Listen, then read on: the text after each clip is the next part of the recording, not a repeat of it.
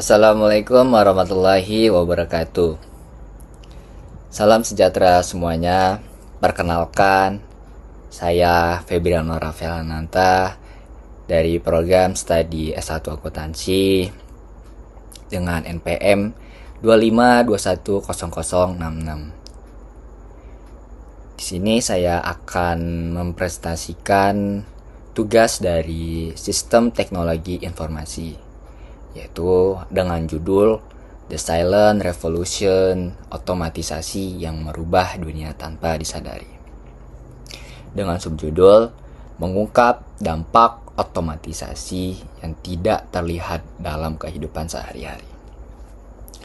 Meskipun jarang kita sadari, telah menjadi kekuatan yang mengubah hampir setiap aspek kehidupan kita.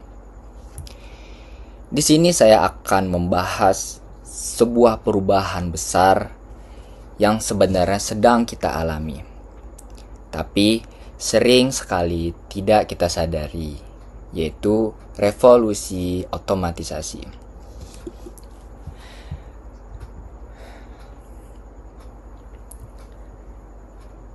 Kenapa disebut silent revolution? Karena perubahan ini terjadi pelan-pelan tanpa suara, tanpa kita sadari.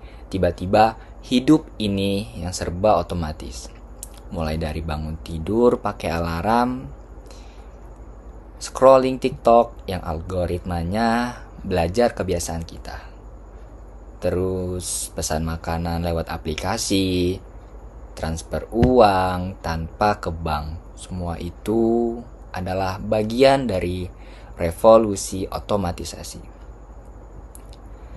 Di presentasi ini kita akan lihat bagaimana berkembang, dampaknya, tantangannya, dan bagaimana kita harus bersiap menghadapi masa depan yang semakin otomatis. Selanjutnya ada definisi otomatisasi. Apa itu otomatisasi? Otomatisasi adalah penggunaan teknologi untuk melakukan tugas-tugas yang sebelumnya dikerjakan oleh manusia, dengan tujuan meningkatkan efisiensi dan mengurangi biaya. Poin pentingnya yaitu dari pabrik sampai alat rumah tangga. Terus di bidang kesehatan, transportasi, pendidikan, dan lain-lain. Otomatisasi secara sederhana adalah teknologi yang mengambil alih pekerjaan manusia untuk membuat proses lebih cepat, lebih rapi, dan lebih hemat biaya. Contohnya banyak banget. Yang pertama ada mesin ATM menggantikan teller. Yang kedua, mesin kasir self-checkout. Yang ketiga ada smart home, lampu dan AC otomatis. Yang terakhir ada navigasi GPS menggantikan tukang arah manual. Intinya, otomatisasi bukan cuma tentang robot industri, tapi sampai hal-hal kecil yang kita lakukan setiap hari. Contohnya seperti kita mau ke suatu tempat tetapi kita tidak tahu jalan ke tempat tersebut, dan kita menggunakan navigasi yang namanya GPS supaya menentukan kita sampai dengan tujuannya. Tapi kadang kita menggunakannya, mungkin kita tidak tahu, sering sekali kita menggunakan GPS itu salah arah atau keliru. Ya, itu wajar ya. Oke, lanjut. Selanjutnya ada sejarah singkat otomatisasi. Itu ada 4. Yang pertama revolusi 1.0, yaitu mesin uap. Yang kedua revolusi 2.0, listrik dan produksi massal. Yang ketiga revolusi 3.0, komputer dan robot. Yang keempat, di masa sekarang ini revolusi 4.0, Itu ada AI, ada machine learning. Otomatisasi punya sejarah panjang, mulai dari mesin uap menggantikan tenaga manusia. Otomatisasi punya sejarah yang panjang sekali, mulai dari mesin uap yang menggantikan tenaga manusia, lalu masuk listrik dan produksi massal. Itu era pabrik-pabrik besar.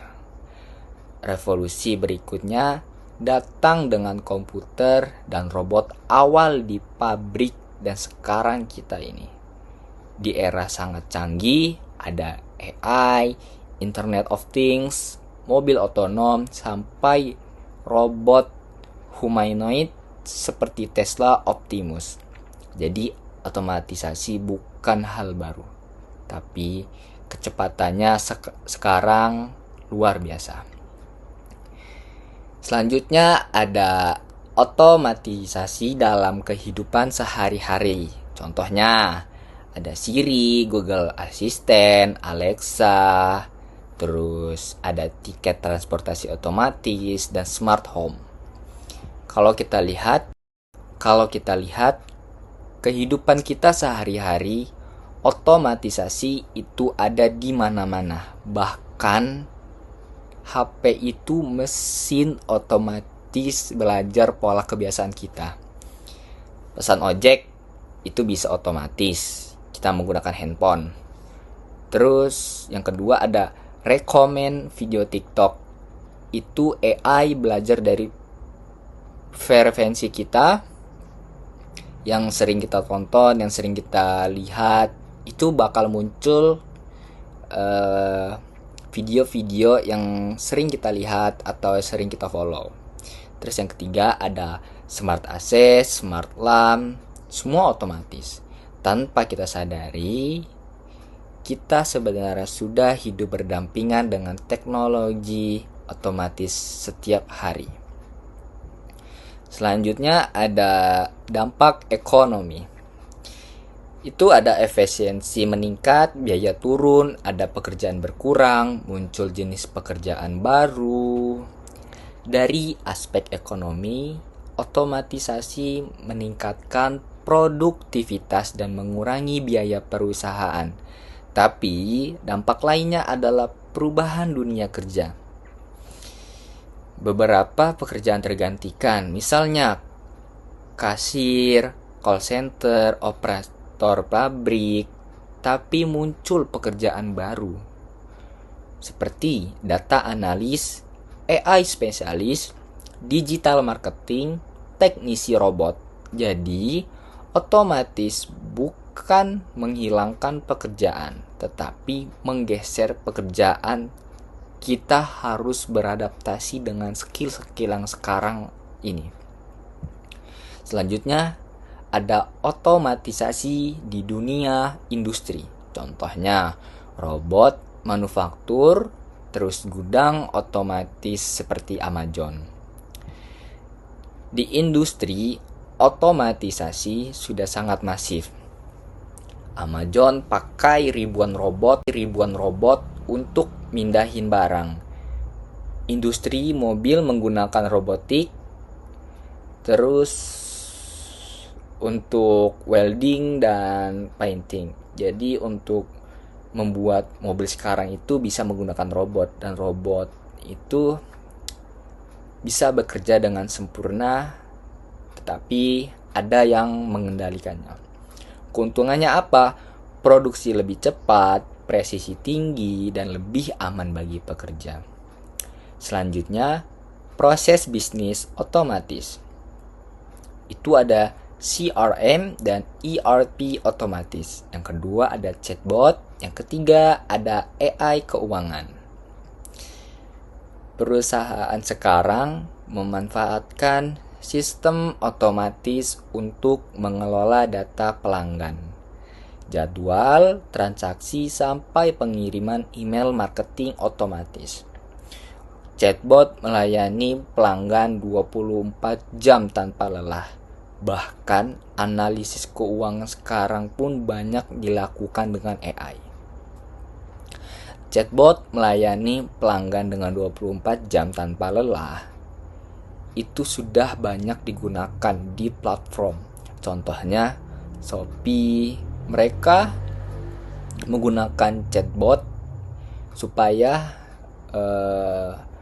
mengkonfir pelanggan. Terus selanjutnya ada